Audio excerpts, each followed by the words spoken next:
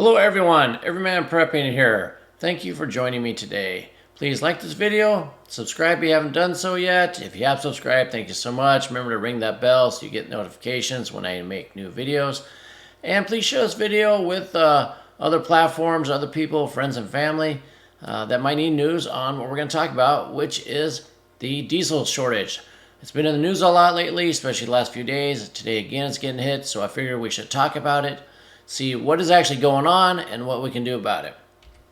So we see here from the hedge that major fuel supplier on code red as diesel crisis hits the southeast. Now, we can see what they say about why there's a shortage, but it doesn't really make a lot of sense. Is it just refinery running out of capacity? We haven't had this problem before. You know, trucking has diminished. There's supply shortages. Shouldn't be as much trucks hauling stuff.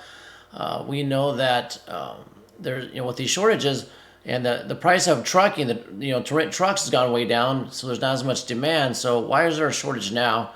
Just seems a little odd. But here we see what I've highlighted here is that the U.S. has only 25 days left of the industrial fuel in storage. Now this is a quote here from Mansfield. Because conditions are rapidly devolving and market economics are changing significantly each day, Mansfield is moving to alert level 4 in bold to address market volatility. Mansfield is also moving the southeast to code red, requesting a 72-hour notice for deliveries when possible to ensure fuel and freight can be secured at economic levels. So we see here from their little drawing here that we got the southeast. It's supposed to be having this impact. We got all the way from Georgia, North Carolina, Tennessee, all that, South Carolina, all those areas in here you can see that are supposed to be impacted. And they're saying, costs can be 30 to 80 cents higher. We'll look at some Gas Buddy stuff and see if that's true or not. And it also says that this could mean that the U.S. diesel market is so tight that supplies are running very low in certain areas, and maybe you won't see in other areas. As you can see from this chart here, each one, they didn't give us the what colors, what year, but each different line here is a year, and you see the big bold, the red one here is the 30-year average. But 2022, we're really low here. No inventory for some reason. I don't know if they haven't made it, but as you can see, could be a planned event. Who knows? But very low inventory. That's where they says yes, there's 25 days left. Hasn't been this low since 2008 when we had, what do you know, a recession and a giant fuel spike.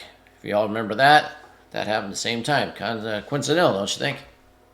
And in this chart, you'll see this pointing out the supply crunch is the worst since 2008. This is the 25 days, and you draw the nice red arrow. You see going back to 2008. Moving on, I want to go to another article really quick here. This is from oilprice.com. I want to see if we can get a second source, see if this is really happening, or if it's more of a a FUD, a fear, uncertainty, and doubt being thrown out there. But so this says a diesel shortage is spreading across the U.S. A lot of this is repeated from the last article, but what we can see down here is Bloomberg noted in its report that the Colonial Pipeline, if you remember, that's a pipeline that had the cyber attack, led to the other fuel shortage. So that's what that is. They have been fully booked to carry diesel fuel and other distillates to the East Coast, which should ease the supply pressure, but it will take a while. They say, well, about early November, it'll take a week or so to get the fuel over there. Now, since they're filling it with diesel, what happens to the other gas? It was carrying just regular gasoline before, now it's carrying diesel. So then does this go and impact the regular gasoline supplies? Something to look out for. And it said the shortage is spreading into Europe because they're not shipping as many. As I said, I'll go back to this in a minute. It says they're starting to divert cargoes with the fuel that were originally bound to Europe, and they're sending them back to the East Coast. So look out if you're in Europe. Look out for diesel shortage over there, I guess. Now, according to one bank here, Goldman Sachs, it says underinvestment in refining capacity and refinery closures and operational disruptions have all contributed to the scarcity of refined oil products this year, but especially diesel. So I know we heard that there was a diesel fluid shortage. That the stuff they pollute in the blue tank that they have to use for pollution. Now they're saying there's actual fuel shortage. 25 days. We'll see if that really happens or not. If it's if I go here to the Gas Buddy, I pulled up gas prices in Georgia for diesel, and these are the prices. So in the comment section below, if you're in Georgia and Tennessee, South Carolina, are these excessively higher than they used to be? Are they about average? If you think there's 25 days left, the prices would be spiking. So looking to people out there, we can go. Let's pick South Carolina here. 340, $4 a gallon, 439. How's that out there for you people out there in the South? Does this seem high? Does it seem about average?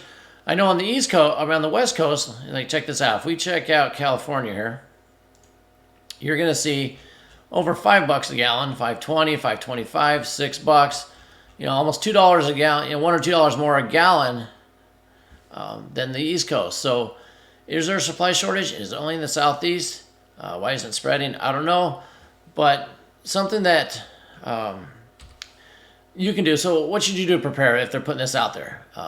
Is it just something to scare the people, get it out there? Is it an actual fuel shortage? Better be safe than sorry, right? So, this is the opportunity for you to then go out and store your own food, fuel at your house if you're able to. If you have, don't store it inside. Don't put it in a garage. So if you're in a, if you have a diesel vehicle and you're in an apartment or a townhome, you're not gonna be able to store it. Maybe you can do it at a buddy's place, friend's place. But if you have outside storage at your house, your farm, your ranch, especially if you have a tractor, those of us on older tractors need your diesel fuel. And as a side tangent, if that ever happened with an EMP, nuclear EMP, or a giant CME from the sun and it fries electronics, all the new cars are dead. You know what's going to be working? Those old tractors. But those people with the old tractors need to have diesel fuel on hand because that's what they run on. You might be the only one with the vehicle, which will be highly valuable, but you need to have the fuel. So, okay, as I digress, let's get back to storage. You got to store it outside.